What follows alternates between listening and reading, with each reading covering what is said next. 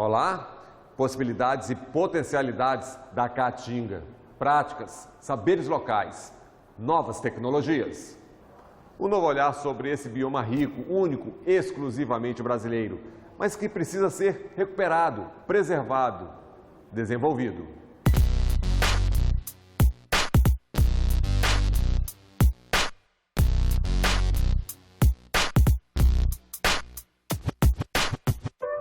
O medo do uso da biodiversidade, às vezes, é a maior ameaça que ela pode ter. As mudanças climáticas não só trazem ameaças, mas também oportunidades. Acho que já avançamos bastante, sair da ideia equivocada do combate à seca para a convivência com o semiárido. A gente pode conservar essa caatinga, preservá-la com um uso totalmente sustentável.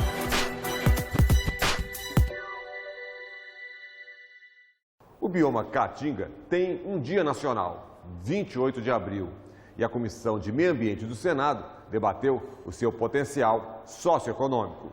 Eu, pessoalmente, me orgulho muito porque o estado da Bahia tem 60% do seu território no semiárido, que é um bioma exclusivamente ou integralmente brasileiro. Quem conhece sabe o quanto que do semiárido está aprendendo a conviver com ele, com o seu regime de águas, o quanto que nós podemos tirar e extrair. Então, vamos conhecer mais sobre o semiárido e a Caatinga.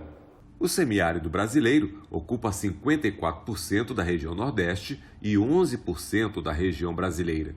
Abrange 8 estados do Nordeste e mais o Vale do Jequitinhonha, no norte de Minas Gerais. É a região semiárida mais populosa do mundo, com aproximadamente 28 milhões de pessoas, e apresenta risco de desertificação acima de 60%. Possui a maior biodiversidade de área semiárida do planeta. A Caatinga é o bioma principal do semiárido brasileiro.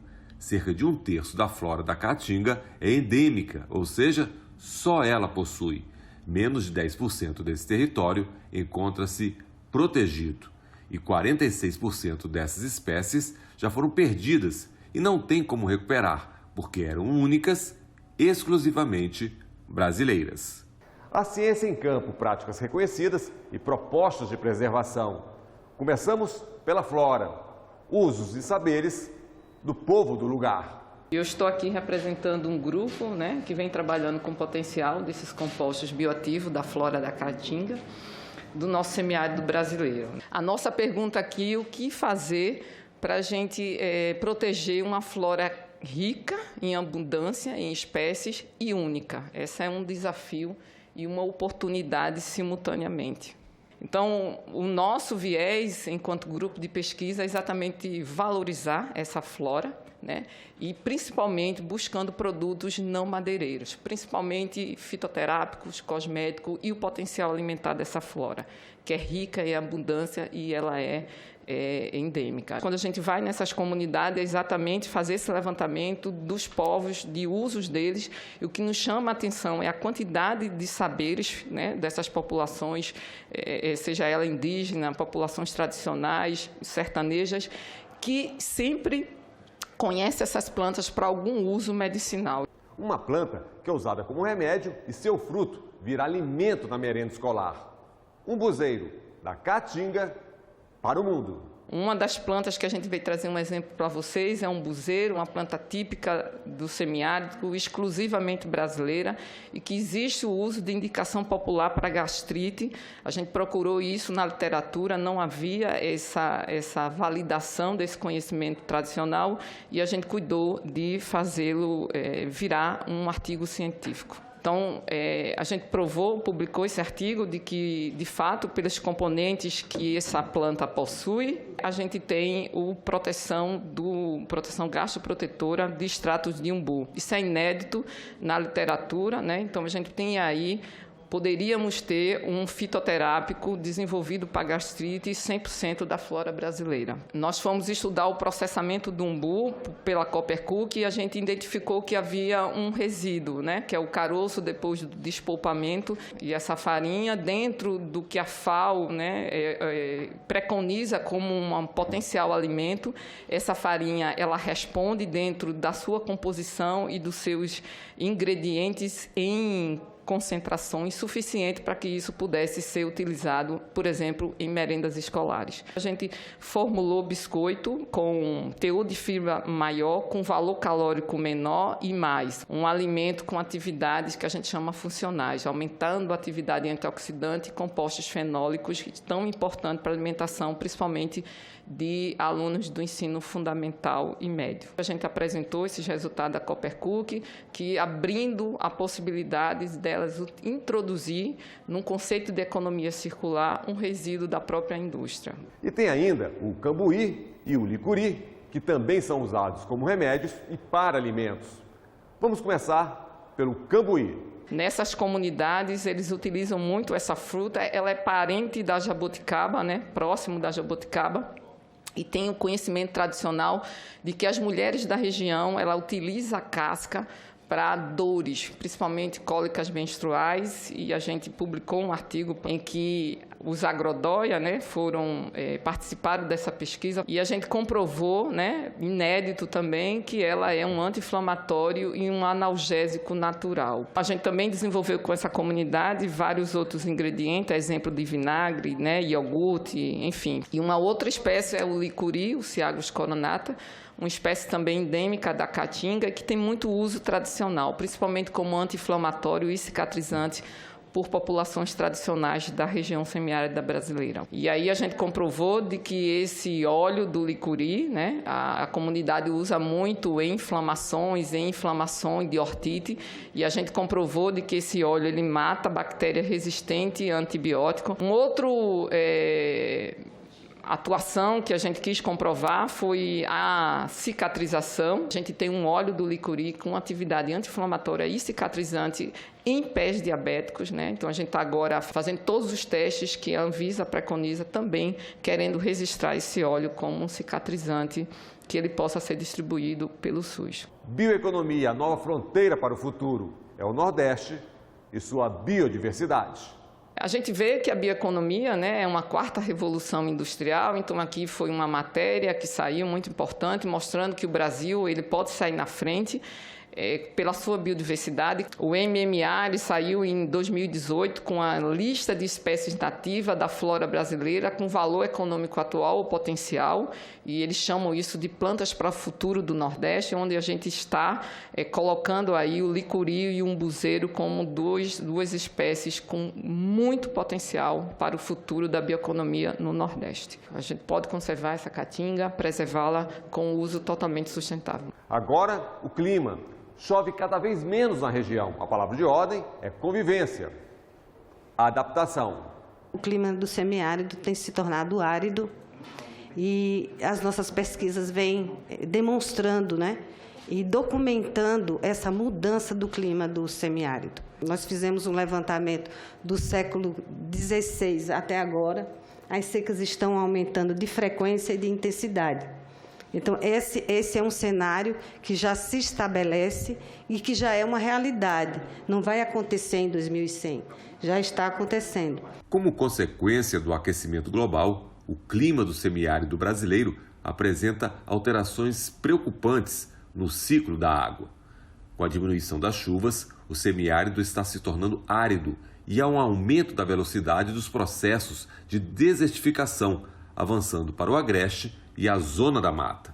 Os solos estão perdendo a capacidade de reter água e há o aumento das chuvas torrenciais e o aumento das secas. Observa-se a tendência de redução das chuvas ano a ano e o insumo, água, tende a ficar cada vez mais escasso. E se a palavra é adaptação, a Caatinga oferece alternativas. A energia solar é uma delas. E conheça o Ecolume. É importante falar, não é, que as mudanças climáticas não só trazem ameaças, mas também oportunidades. Mas é importante que a gente comece a focar em ações de adaptação, senador. Nós começamos esse trabalho em 2015, né, e faz parte dos meus estudos de doutorado. Se nós pudéssemos, num hectare, pegar 1 hectare e plantar milho, nós teremos um rendimento anual de 3 mil hectares, R$3.000 por hectare por ano, num ano bom de chuva. Do lado direito, nós teríamos, se nós tivéssemos 1 hectare coberto por placas solares, nós teríamos um rendimento de R$1,5 milhão por ano, se tivéssemos sem nenhuma chuva, ou seja, se não chover, esse potencial só aumenta, né? Então, essa é uma das potencialidades que as mudanças climáticas trazem para a região do semiárido, que tem um alto potencial de energia solar incidente. Se nós espalhássemos alguns conjuntos de placas solares nas áreas degradadas do semiárido, só o potencial de energia solar nas áreas dos pastos degradados supriria o consumo de energia, né, que o Brasil precisa em 7 vezes. Essa foi uma tecnologia social que nós desenvolvemos no nosso grupo de pesquisa, que é um sistema agrofotovoltaico chamado Ecolume. A água de chuva que cai nos painéis vai para esse reservatório e embaixo a gente tem uma produção de alimento, que a gente usa uma técnica chamada de aquaponia. Vocês estão vendo aí, né, os canos, os tubos, tem plantas. Embaixo do tubo, a gente montou um galinheiro e as galinhas ali põem ovos. A gente tem um tanque de peixe. E a água, para sustentar essa produção, ela é reciclada indefinidamente. Essa unidade, ela ocupa 24 metros quadrados, ou seja, praticamente um quintal, não é, de uma casa. Quais são as vantagens desse sistema? É a produção de alimentos orgânicos, não é, o ano inteiro, independente das variações climáticas. Ele é autossuficiente em termos de energia e água, ou seja, independe da quantidade de chuva que cai. Ele promove, além da captação de água de chuva, a segurança energética, porque é muito importante, promove o reflorestamento das áreas em processo de degradação ambiental, ou seja, é possível você recuperar essas áreas degradadas com esse modelo de sistema de produção, para mostrar para vocês que é possível a gente fazer essa adaptação às mudanças climáticas, né, com inteligência, gastando muito pouco. Uma unidade dessa custa por volta de R$30.000 e produz, em termos econômicos, R$11.000 por ano. Então, ela se paga, né? Se você fizer um programa que financie nas pequenas propriedades rurais, em 2 anos, em 3 anos, o agricultor consegue pagar, ou seja, não precisa de nenhuma esmola ao agricultor, porque é possível ele pagar. Então, nós estamos fazendo lá, reutilizando a água, reciclando a água, fazendo captação da água de chuva e produzindo alimentos consorciados com geração de energia renovável. Eu acho que tudo vai se somando. É incrível quando se tem determinação que o nordestino e o catingueiro têm demais, a gente acaba juntando com ciência, evidentemente, com conhecimento, porque eu digo sempre ao meu povo que a agricultura familiar significa agricultura em dimensões familiares, mas não quer dizer sem acesso ao conhecimento. Hábitos, culturas, o uso da lenha da caatinga, a importância da universidade, o papel dos alunos. Nós somos, enquanto professores, formadores de jovens, uma influência significativa. E eu busco fazer dessa temática algo muito evidente para os alunos, trazendo para eles a importância de que eles estão se formando para colaborar, que fiquem, que permaneçam no bioma. Eu sou professora e pesquisadora da UFRN, campus Escola Agrícola de Jundiaí. E uma das áreas prioritárias é a energia renovável, focando também na extração da lenha, da madeira, da caatinga. O Rio Grande do Norte é um estado que se destaca no Brasil na produção de cerâmica vermelha e a única fonte de energia é a lenha, da caatinga prioritariamente. Historicamente, o Estado ele foi fundado, ele foi criado enquanto economia com atividades que, para se instalar, precisa haver a retirada da vegetação. E nós temos hoje no Estado áreas, uma porcentagem significativa de áreas desertificadas em relação ao clima. Isso é muito importante porque, uma vez que a principal atividade é a retirada da madeira, o corte das árvores, é preciso, por exemplo, entender qual o ciclo de corte, qual o tempo de pousio que a vegetação precisa para regenerar e aí sim haver uma extração sustentável. Algumas atividades econômicas atraem mais a atenção dos estudantes, mas os desafios estão no interior, na Caatinga, e eles precisam olhar para isso. O Estado não é só turismo, fruticultura, sal, não é só isso.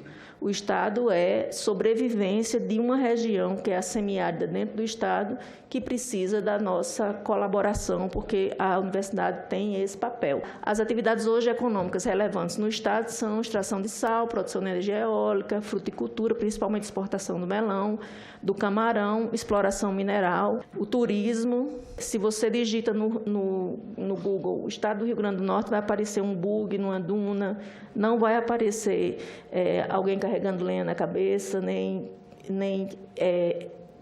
estudando o bioma. Nós temos dados de 30 anos de como tem sido a redução do manejo, ou seja, da extração da lenha de forma sustentável. A queda no número de planos, e isso não significa que deixaram de usar madeira, passa a ser maior a porcentagem ilegal, porque a gente não tem controle. O consumo total hoje no Estado de madeira, de 475 mil toneladas de metro estéril por ano, no entanto, somente 65 mil vem de fonte renovável. Então, eu levo essa mensagem: queimar lenha não é desmérito.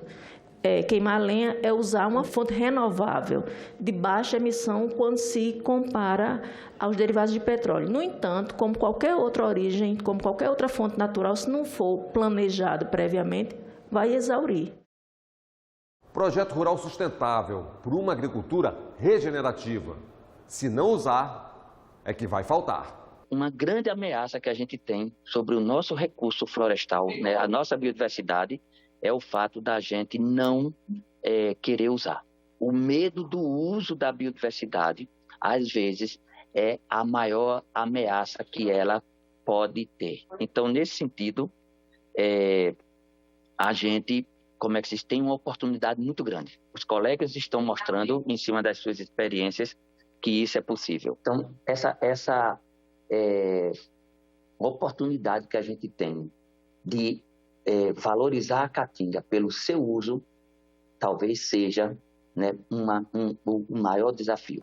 É preciso reconhecer as capacidades do morador da caatinga, explorar as oportunidades que o bioma oferece. A convivência não é sobrevivência. Às vezes a gente faz uma leitura negativa, né, dessa questão da convivência. O Parque Gesseiro de Pernambuco produz 95% do gesso do Brasil e só tem viabilidade econômica porque utiliza a biomassa da caatinga como fonte de energia. E a gente, em vez de potencializar isso, marginaliza. O Nordeste detém 90% do rebanho caprino, né, e quase 70% do rebanho ovino do Brasil. Toda essa grande parte, né, dessa pecuária, não toda, mas grande parte, feita dentro da caatinga. Uma pecuária verde, né, sustentável, conservando a paisagem e seus ecossistemas. E a gente não valoriza. Às vezes, os nossos agricultores já vêm praticando isso de uma forma, já muito consolidada. Porém, no jeito simples de fazer, no jeito simples de falar, a gente não consegue dar a dimensão estratégica dessas oportunidades e situações. E aí, a professora Márcia, a professora Francis, a professora Rosemary, associando isso à ciência, né, elas começam a qualificar esse processo. Então, o que a gente precisa é dar escala para isso. Então, usando a caatinga, nós estamos conservando. Então, esse é um dos princípios mais estruturantes que nós temos para, vamos dizer assim, esse momento onde o mundo se preocupa. E sem com os processos de agravamento, vamos dizer assim, das mudanças climáticas. Nós estamos dando uma colaboração como bioma, como comunidades que vivem dentro desse ambiente. O agricultor local como parceiro estratégico, o principal aliado na conservação do bioma. Falar da Caatinga é falar dos povos da Caatinga, os povos da Caatinga que precisa ser cuidado para poder eles cuidarem da Caatinga. A pobreza na Caatinga, a pobreza no semiárido também provoca, por falta de opção, a degradação da Caatinga. A ideia não é combater, mas aprender com a Caatinga. Acho que já avançamos bastante, sair da ideia equivocada do combate à seca para a convivência com o semiárido. Então, conviver com o semiárido, primeiramente a gente tem que imitar a Caatinga. O que a Caatinga nos ensina? Que precisamos estocar, precisamos armazenar água, armazenar alimento para as pessoas e para os animais, armazenar sementes, cuidar desse patrimônio da Caatinga. A gente pode aqui também falar de sistemas e técnicas, né, e raças e espécies adaptadas. Esse aqui é o sentido da convivência com o semiárido.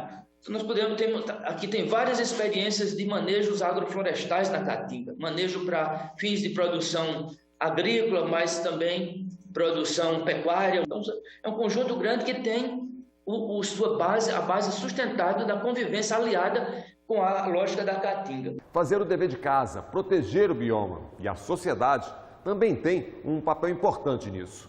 Na verdade, em todo o enfrentamento nosso da questão ambiental, da questão de preservação e da mudança climática, que hoje afeta todo o planeta, eu acho que é fundamental, o papel da sociedade é prioritário. Porque, na verdade, se nós não cuidarmos da casa maior, como diz o Papa Francisco, nós estamos comprometendo as nossas próximas gerações. Essa que é a realidade. Como é que a gente pode, né, transmutar essa realidade hoje, que está ameaçada a agricultura no semiárido, para uma agricultura, né, que dá prosperidade às pessoas, que traz, não é, que traz um ciclo, vamos dizer assim, virtuoso e não vicioso como que a gente tem hoje, atualmente. Então, eu acho que é uma questão de escolher um modelo, que modelo nós queremos, e não repetir aquilo que a gente já fez, não é? Então, esse modelo é um modelo que a gente deve repensar, a gente deve discutir como é que a gente tem uma agricultura nova, de baixo carbono, que convive com as mudanças climáticas e gera prosperidade e inclusão social para as pessoas que estão no bioma Caatinga. A gente tem vários problemas a ser resolvido na Caatinga. Um deles é esse que a gente busca aqui, é reconhecer o bioma como patrimônio nacional e, a partir dele, começar a legislar para a sua proteção. Isso é urgente e é o que a gente está aqui pedindo. Eu acho que é um consenso de todos os palestrantes, que a gente, senador, a gente venha com um projeto de lei saído dessa casa para proteger urgentemente esse bioma. Parabenizar o Congresso, né, de um modo geral, pelo esforço para o Dia da Caatinga. Depois, né, o Senado com essa audiência pública, né, para assim, essa reflexão, né, de como a gente pode, de uma certa forma, estrategicamente e estruturalmente sair de uma ação, né, assim, de um novo olhar, né, para a nossa Caatinga. Então, eu espero que nós tenhamos sucesso, né, todos nós que trabalhamos com a Caatinga, no sentido de sensibilizar, por exemplo, uma junção com a ciência e entender melhor o bioma para explorá-lo conforme a sua capacidade limite, conforme a sua vocação. Eu tenho esperança que essa audiência seja mais uma iniciativa dessa casa para se valorizar e para andar junto com as organizações da sociedade civil, promovendo a convivência digna e sustentada com o semiárido, promovendo a preservação do que ainda existe do bioma Caatinga, mas recuperando os solos e as áreas degradadas a partir de milhares de experiências que estão acontecendo aqui no semiárido brasileiro. É isso, cuidar da Caatinga e de seus povos, fazer um uso sustentável, um bioma exclusivamente brasileiro. Uma discussão fica por aqui. Até o nosso próximo programa.